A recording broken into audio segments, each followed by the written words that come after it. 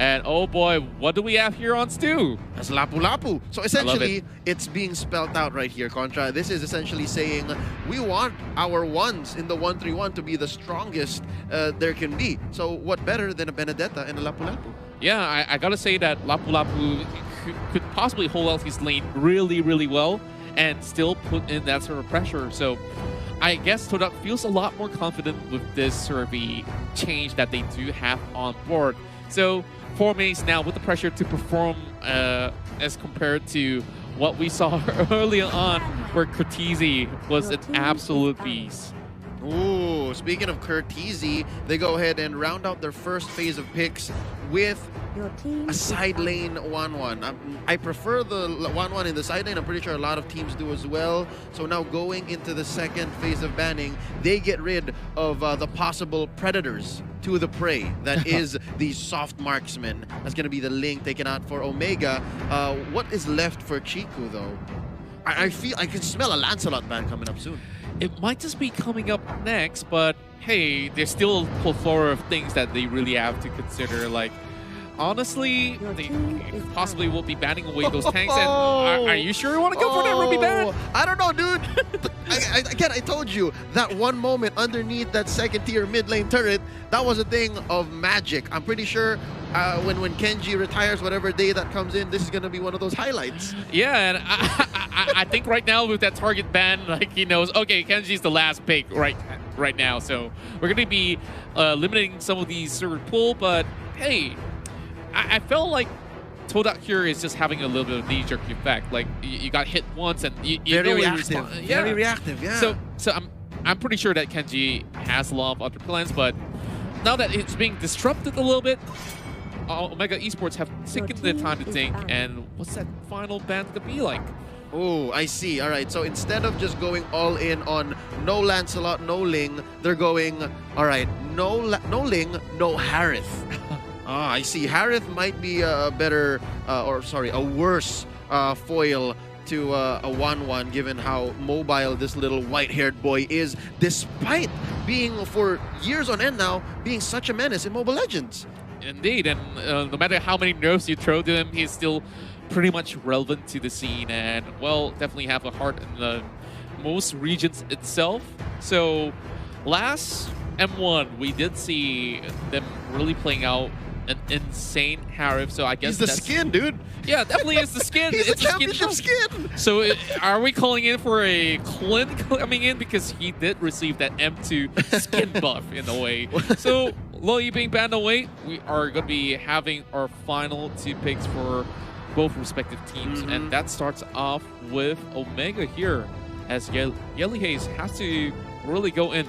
Either they have to steal away some of all these priority, well, could I say priority mages right here? Because yeah, they really do have most of the stuff that they need already. Yeah, I don't think it's a matter of stealing. Is because TODAK, again, they, how do you say, spent their mage pick already on the Selena, which I think opens it up for Omega Esports. So these two teams are playing on very different wavelengths. Yeah. They're thinking about priorities in a different order. And I think so far, it's going well for Omega Esports because it's open for them. And there you go. Kenji says, hey man, give it to me first. Let me get my hero first. And they get the Tams, which by the way, is in not in any threat of being stolen away because they don't need it. So there's a nice win though. Oh boy.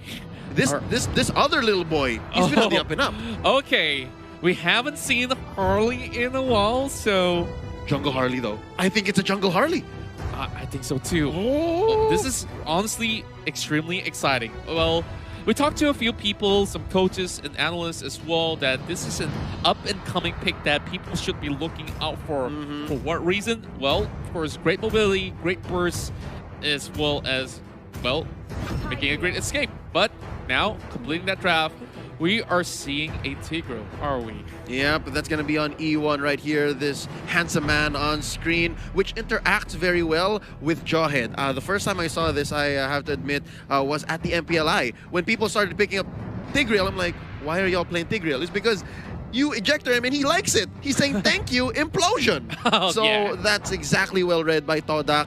Now Omega Esports, they do have one small advantage. They can cover up, they can clean up any weaknesses, shore up any vulnerabilities in their lineup to try and counter what TODAK brought onto the table, which I have to admit is a great draft. I do like what TODAK brings here. Yeah, but on the side of Omega as well, if they were to hit that mid-late game phase with a breeze, then they will have not much of a problem. Okay, Yelly Haze is coming right back at it again.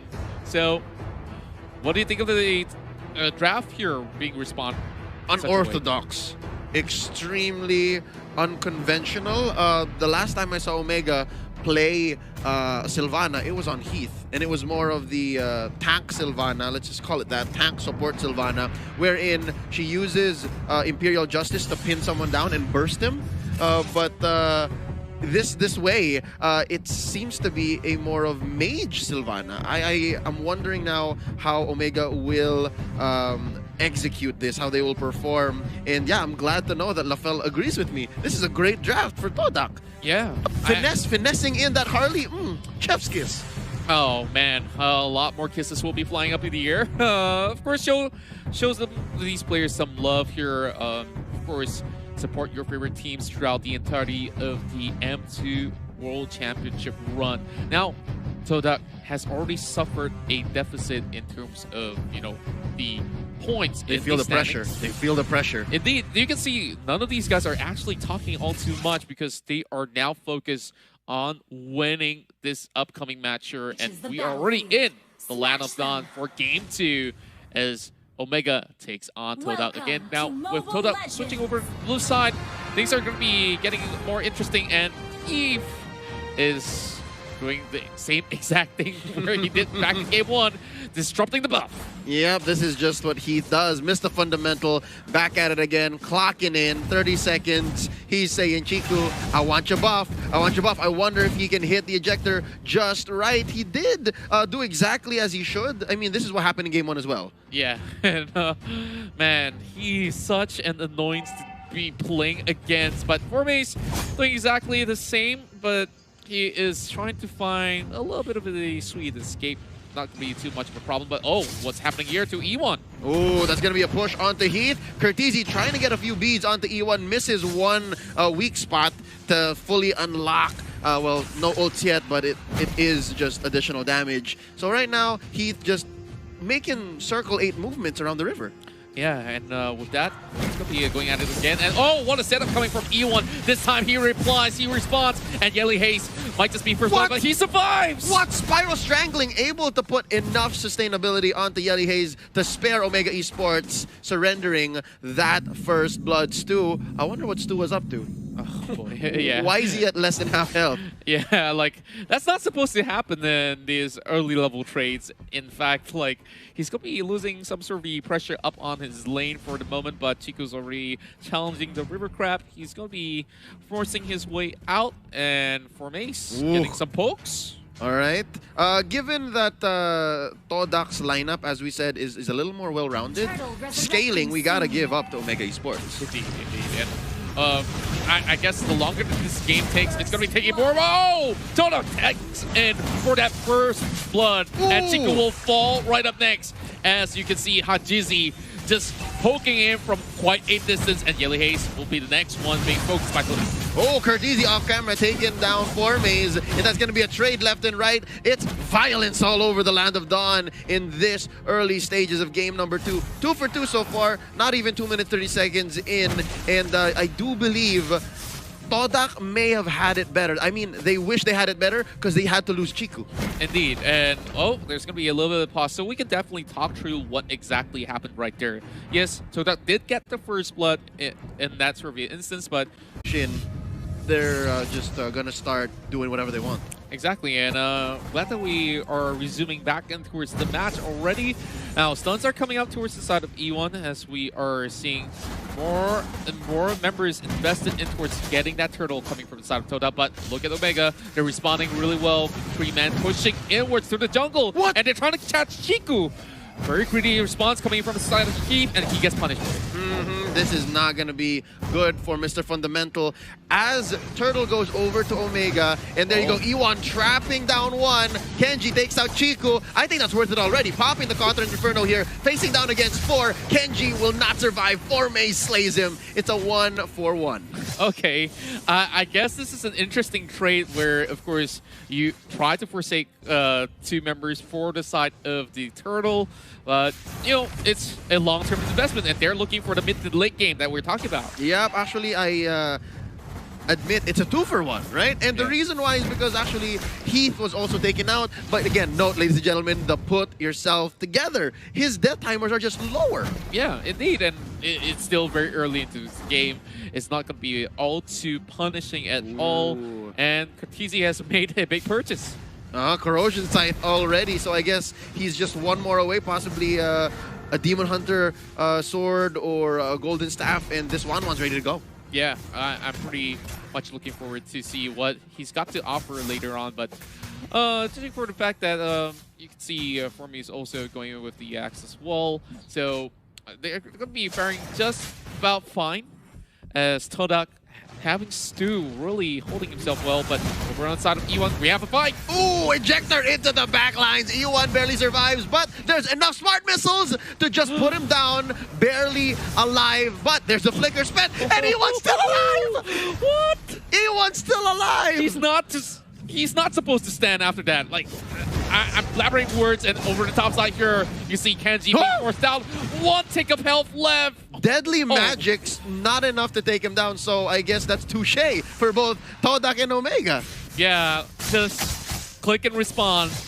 It's a little bit of push and pull going on for both sides, but you get to see how well TODAK has changed after the first matchup. Now, this is what we are in for, and they are looking pretty much well in shape. Keep now trying to catch out this Tigreal, but they're aiming for Moon instead. Yep, do note, ladies and gentlemen, E1 has no more implosion. Cortese looking low. There you go, gonna dash in. Uses the Electo final blow, taking out Cortese. 1-1 slain. That's the Imperial Justice catching no one. Yelly Hayes taken out 2-for-0. Currently in favor of TODAK, and they are gonna disengage. Omega says, let's Delta out of here. There's nothing for us to get. Yeah, and TODAK has found himself 2 kills up right now, and pretty much a free total without any sort of contest coming from Omega. They get really pushed in towards the lower side of the turrets as well. So consider this a big macro play coming in from the side of TODAK after that big fight. Oh yeah, no doubt. I agree with all my heart. TODAK definitely won that fight. They won the engagement, and they have secured their lead. I'd say maybe 1.5k gold. And now that's Formase ejector out, gonna be dashing through, and he survived. Yeah, it's really gonna be hard to catch Formase, and this is definitely the super rookie that we're talking about coming from the Malaysian side, which we saw early on. He was actually getting a lot of heat coming in from game 1, you know, getting bullied out by the Benedetta. Now that he's having the Benedetta, he's doing exactly the same, but, you know, haven't really said for sure that, oh, I actually won this lane against this 1-1, but he's pretty much a hit right now. Yep, and just like that picks up the Brute Force breastplate. So I'm pretty sure he can survive like more engagements. Now there's another Deadly Magic onto Kenji. Popping the Counter Inferno with the Mountain Shocker to help him out. Oh, from the back in comes Heat. There's the Unstoppable Force. Oh, Chiku just able to save himself out, and an ejector to try to get him slain, but he survives with just a sliver of health left. This is 4 members of Omega Esports in the top lane, and they have lethal intentions for this turret. That's right, and the Cavalry has a wrap coming from the side of Omega Esports. They really want the turret, but there's not enough minions to do anything at all. So they will actually go in for a reset and opt to find some opportunities elsewhere. But hey, really interesting trait that both actually responded well just to defend their own members. And well, you can just see he was just a little inch away from actually getting his grasp on towards his party picks. But, you know, he just uses all these utilities to be able to actually get the cross, and this guy, after scoring the MVP, a lot of all this attention is drawing upon him from TODAK. Yeah, and I think with good reason, right? With good reason. Now there's another ejector onto Moon. Yelly Hayes hits the Imperial Justice, takes down E1. Not much the tank can do. Solo, oh sorry, that's Stu able to get away. That's a trade so far. E1 for Yelly Hayes. I wonder where else they can go. Stu destroyed here by Curtizi. 2-for-1 currently, and for the first time, Omega is able to breathe. Yeah, and this is a very bad moment for the side of TODAK because this turtle will definitely go over to the side of Omega Esports with the advantage in hand.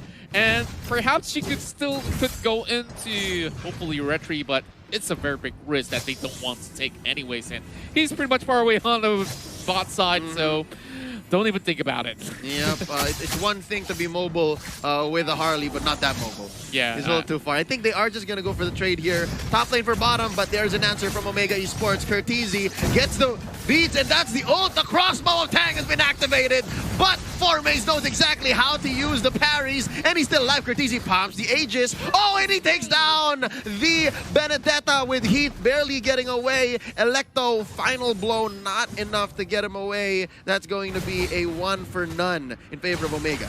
That was a beautiful fight, and you can see you both actually walk out of that sort of fight battered, and of course Formaze was the one falling out right there. So I guess that was pretty much a couple of millimeters away from death for members of the side of Omega Esports, but right now they're just evening the scores in terms of those kills. Only one deficit, but hey, it doesn't mean too much because they got what they need. Another one, ladies and gentlemen. Unstoppable Force plus the Imperial Justice locks it in. Another one. Moon goes down. Curtizi is online. Stu gets quite a bit of damage, and that's two members of TODAK not in fighting form. Formaze gets away, tries to protect his lane once more, trying to catch Heat off guard. And how the tables have turned contra. Omega Esports are now back in the driver's seat.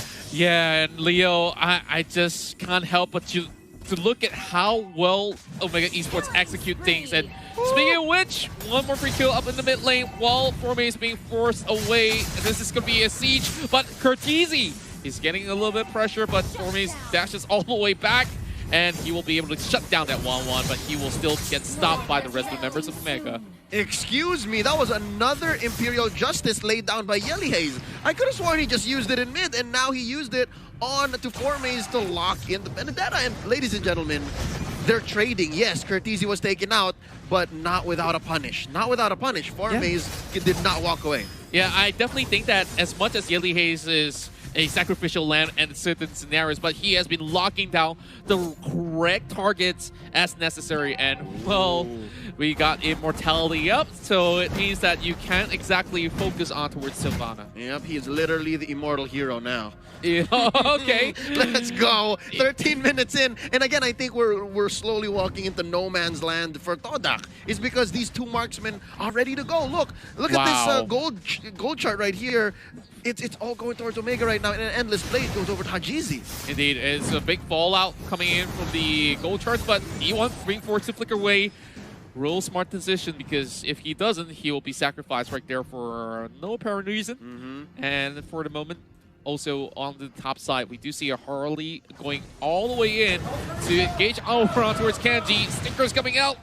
Well, you have seen the other side of my ego, but that's going to be a big catch on the Moon. There's another Imperial Justice putting Moon in, but there's not enough engagement because from the back, Formaze is giving Hajizi a bad time. There's lacking one hit, and that's Formaze. He's going to have to be taken out. And in the back, Heath and Kenji in trouble. Yelly Hayes, Curtizi looking for some targets. Heath taken out here by Chiku, 2 for 1 currently, and TODAK wins that exchange, and they're looking to go for more.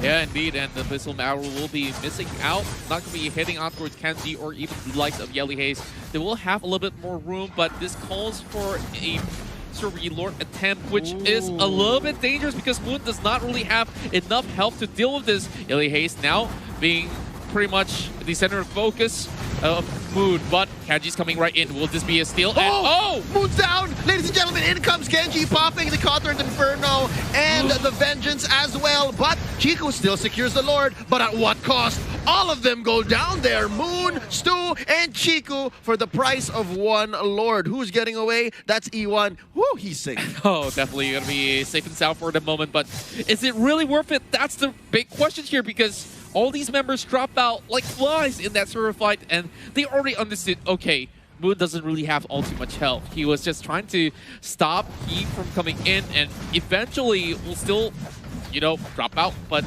bought enough time for the side of Chiku to be able to secure this Lord. But at least they do take off some pressure. In the case Omega Esports actually get this.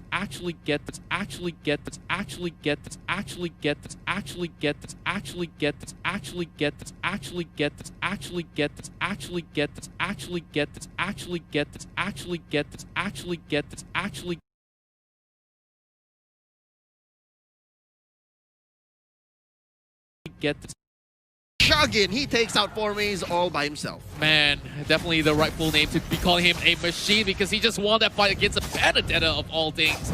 And now it has to be the buff given over towards the side of Omega Esports. No contest whatsoever. They understood about how much pressure it is inside of the jungle at the moment. Oh no, they're starting to go for the choke here. So I think we can say that we're approaching the late game, and the fact that all the items are almost locked in for our core heroes. There's one more missing for Chiku. Let's check out Hajizi. He is building towards, I believe, an immortality. He needs one more. Curtizi, on the other hand, he is all set. He just needs one more, and I think that's also an immortality. Yeah, indeed. And they don't really have to worry too much, because we talk about that mid to late game phase. It does favor Omega Esports. It's very evident in the charts. Like, those team fights actually working hand in hand, especially with Yelly Hayes really catching on towards the right targets.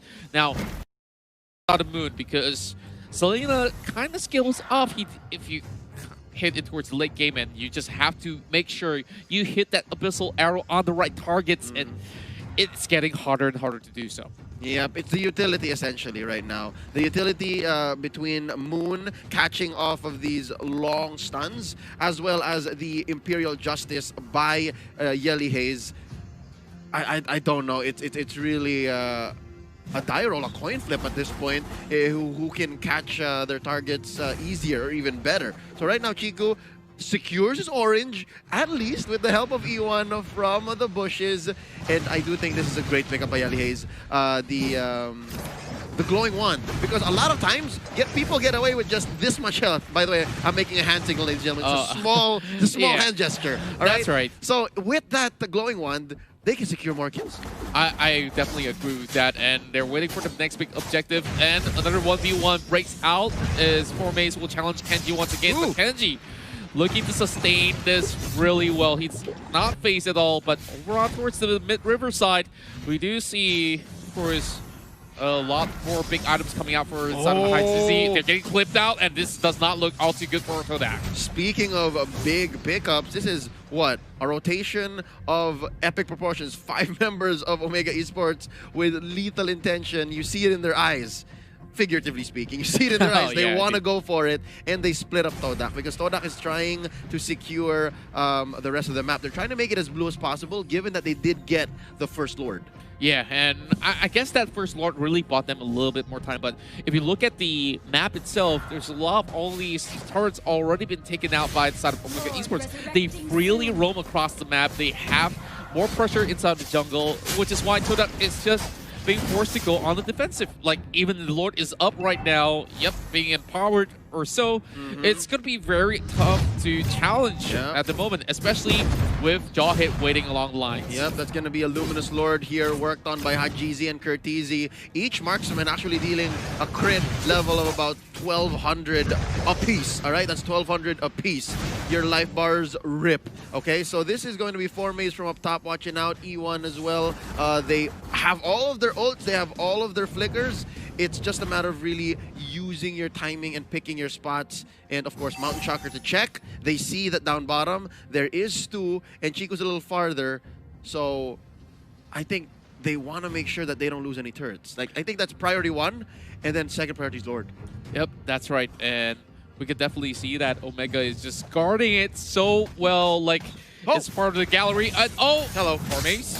Hello. Oh, does not get any yet. There's the Electo final blow. Heath tries to go for the ejector, still stays on the spot. The big fight is actually both in mid and in top. They disengage. Check out Stu, though. Stu's just working, man. Stu's just working. He's working out, and he will be able to actually secure one more, sneaking it through the noses. But now this is going to be the Lord being startled. E1 just checking in as well. He does have immortality, so he's going to be A-okay if he were to even nosedive in towards his way. Now, he's planning himself in towards the Pixel Brush. And Yelly Haze, he might just be able to do something towards E1. Oh, just a little bit of tickle. Not going to be too much. Just say hi. Just say hi. And up top, there is a huge wave sent in by Formaze. I wonder if Curtizi has it in him to clear this wave. And the answer is yes. Look at that. If there's a pixel brush, there's a pixel health on that turret up top. Oh, yeah. And, still in. I guess they could just easily dive in to actually crush it, but no point actually risking your life for that turret, which eventually will fall if they could actually get some minutes in. But oh boy, this might just be a good setup coming from the side of Omega. They're rushing right in to steal the buff, but just look at the discipline coming in from TODAK. But the Lord... They bought some time. They were using the buff as a facade, and the purple really, is it worth it? Because Kenji's still alive. That's the Lord taken in by Hajizi, and the fight has broken up. There's a sticker coming in for the MPL Season 6 champions. That's Formaze picking up the Malefic Roar, and it looks like E1 is looking low. There's a takeout by Hajizi over to the right on to Formaze. Yelly Haze gets his immortality popped, and it looks like they have waves marching from both mid and top, and it's waiting for Lord to come out, and there he comes down mid. It's gonna be a penetration soon enough. Kenji gets hit by the deadly magics. Oh, he's still alive. Oh my goodness, just look at his health bars going back up. Moon is on a tick of health as well. They're chasing in for Hajizi. Chiku does a desperate attempt, and it won't be. Members, Furnace on TODAK backing off, retreating. Remember, there's a Luminous over on towards the mid side. This does not look good. And Omega pinning them down. There's nowhere for them to run as the Yishushin gets another one, and they have stopped it on their tracks. Only E1 as well as Moon left. And now the Lord is knocking on their doors. Omega might just secure that 2-0 here. Oh no, this is so close to happening. E1 gets knocked up, and there's a Lord as well. Oh, Contra, just a matter of time. They're wailing on the base. That's one man defending, and it's not enough. Omega Esports secures the 2-0 victory, starting the day strong in Group B. Wow. What a way to start off the first series. Omega have been able to topple the giants of MYSG as TODAK has suffered a 0-2 loss right here. And, well, what can I say? They have definitely displayed their talent as well as their hunger for all the points. And